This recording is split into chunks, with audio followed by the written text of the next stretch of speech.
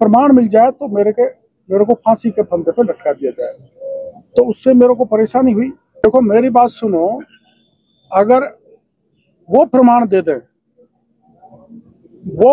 दें तो मैं राजनीति छोड़ दूंगा। और मैंने जो कहा है उसके में प्रमाण मेरे पास है, लेकिन मैं देना नहीं चाहता कि सामने वाले का भविष्य खत्म हो जाए। मीसा में जेल में रहा हूँ, मैंने बहुत यातनाएं सहन की है। मेरी मजबूरी थी कि मेरे को उस समय निकाल दिया गया था पार्टी से। उसके कोई कारण होंगे कुछ। आप मैं क्या नाम से हनुमान बेनीवाल हमारी पार्टी से गए हुए हैं, और वो बार बार ये कहते मेरे को छोड़ के चले गए, और कई महीने से कह रहे थे, तो ये मेरे को परेशान बात कर रही थी। एक उन्होंने कल ये जो कहा उसके कारण मैं थोड़ा परटर्ब हो गया। उन्होंने कहा था कि आप बजरी में पैसा लेते हैं, आप खाद बीज और पेस्टिसाइड जो कार्रवाई किस लिए कर रहे हो मैं जानता हूँ। मैं कुछ भी कर सकता हूँ, सारे पत्रकार भाइयों को कहता हूँ, लेकिन मैं भ्रष्टाचार नहीं कर सकता।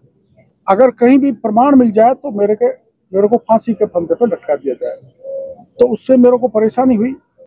मैं परटर्ब हुआ तो कुछ बात कह दी, तो उसको उनको भी अन्यथा नहीं लेना चाहिए। मैं तो कम से कम अन्यथा नहीं लूंगा, क्योंकि उन्होंने मेरे को नजदीक से देखा है, मैंने उनको नजदीक से देखा है, लेकिन उन्होंने ऐसे गंभीर आरोप लगा दिए जिससे मैं दुखी हो गया, और ये दुख कई दिनों में मिटेगा। मैंने झपट लो, कोई बात नहीं। मैंने आप बताओ, मैं पिछले रात से ये सारे मामला उठा रहा। मैंने कभी आपको कहा कि मैं इसका क्रेडिट ले रहा हूँ? आज भी नहीं कहता हूँ। कोई क्रेडिट लो, मैं इस क्रेडिट के उसमें नहीं पड़ता और ना पढ़ूंगा। उनको क्यों दुख हुआ मेरे को समझ में नहीं आ रहा।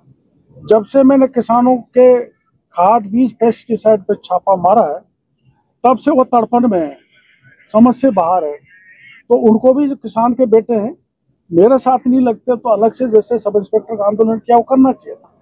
और जब हमने सब इंस्पेक्टर का मुद्दा उठाया तब उन्होंने बयान तक नहीं दिया।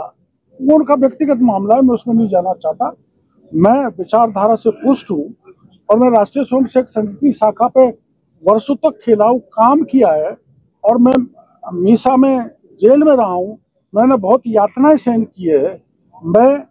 मेरी मजबूरी थी कि मेरे को उस समय निकाल दिया गया था पार्टी से।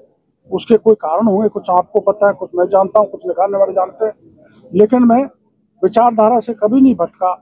तो ये सवाल ही नहीं उठता कि मैं किसी दल में जाकर एमएलए बनूं। जब ये मजबूरी हो गई कि भाई मेरे को निकाल ही दिया, तो मैं निर्दलीय चुनाव लड़ा, एक पार्टी बनाई राजनीति में जिंदा रहने के लिए। पार्टी ने बुला लिया कि वापस आओ। अब घर में आना जाना बना रहता है, तो पार्टी ने निकाल दिया तो पार्टी ने ले लिया, तो पार्टी की सेवा कर